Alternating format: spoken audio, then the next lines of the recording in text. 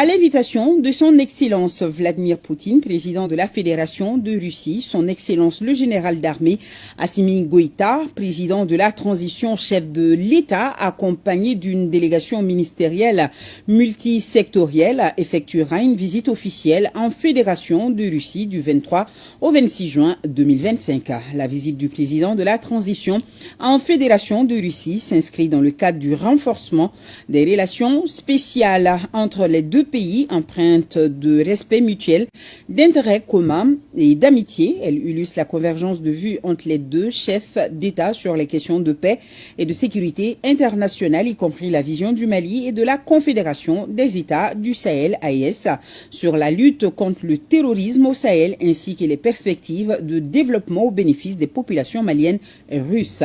À cet égard, ce séjour en Russie, première visite du président de la transition dans un cadre bilatéral, marque la constance de la confiance et de l'estime entre les deux chefs d'État et le partenariat stratégique qui lie le Mali et la Russie dans un contexte de solidarité renforcée.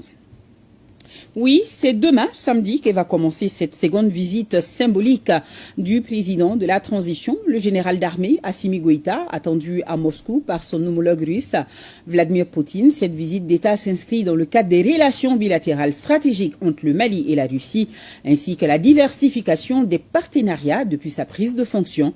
Le président de la transition, on se rappelle, avait réservé à la Fédération de Russie son premier déplacement hors des frontières nationales à l'occasion de sa participation au deuxième sommet Russie-Afrique tenu à Saint-Pétersbourg du 27 au 30 juillet 2023.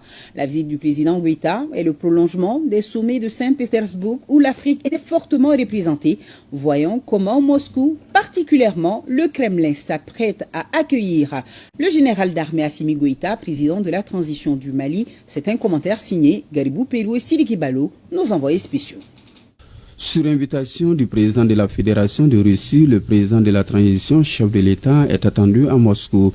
Une visite d'État à valeur stratégique, surtout dans un contexte où le Mali redéfinit et avec assurance ses alliances sur l'échiquier géopolitique. Depuis quelques années, Bamako et Moscou ont tissé les liens portés par une convergence d'intérêts militaires, politiques et économiques. Cette visite du président Goïta apparaît donc comme le couronnement d'un rapprochement méthodiquement préparé. Sous les hors du Kremlin, les drapeaux s'apprêtent à flotter côte à côte.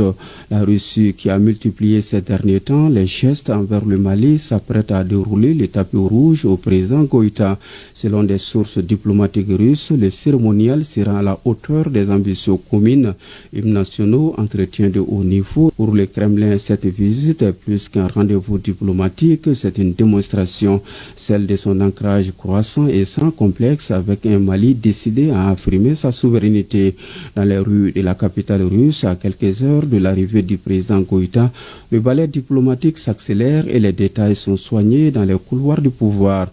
Sur le fond, la visite s'inscrit dans une dynamique de coopération élargie.